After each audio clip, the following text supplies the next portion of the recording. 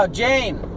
Jane by Jefferson Starship. Or Jefferson Airplane. Or Jefferson. No, it's Jefferson Starship. So that was the theme song for the new Netflix original TV show, Wet Hot American Summer, the first day of camp.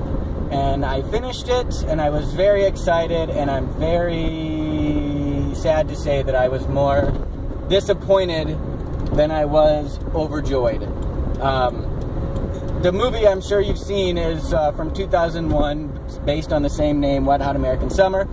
And the movie was dark. It was just a very strange, sarcastic breed of humor that we don't see much anymore.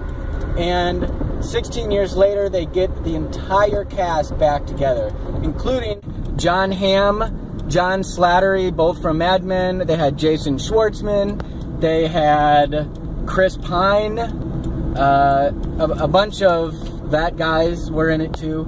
And the cast getting together was my favorite part by far. I love Netflix putting out TV shows, releasing them all at once. I think it's a great business model. But Michael Showalter, he wrote the first movie with David Wayne, and he wrote this one as well. So he had a couple of years. They've been talking about a sequel of some variation for years. And he looks so damn bloated. He looks huge. And I didn't find him to be funny at all. I mean, he was kind of a puny, twerpy, pathetic kind of character anyway. And he was that in the new show. Don't get me wrong, he was definitely puny. Well, actually, he was bloated. But anyway, he couldn't even be bothered to lose weight for the show. Everybody looks like they... it looks like they haven't aged a day. And every cast member has had, you know, a different level of stardom. Bradley Cooper, I think, is by far the most successful. But, yeah, the humor was not the same. It was hard to compare the show with the movie, which is impossible to do because they're constantly making references to the movies. I love the consistencies, putting different people's stories together.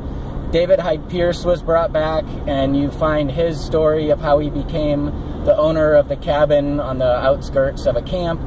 And if you like the movie, it's worth watching for sure. They do these fun little intro pieces that reminded me of Eastbound and Down. They'd have like a little 1-minute clip, and then they would freeze frame and cue Jane, the aforementioned Jefferson Starship butt rock classic. So, yeah, the ending tied it all together, but overall, I was pretty disappointed. I don't think that they're going to be doing another one of these. So, I would give it like 6 out of 10 stars. That's pretty bad. But I will watch the movie again, because it's great. So, that's all I have to talk about right now. Come back later, and find some other movie to talk about.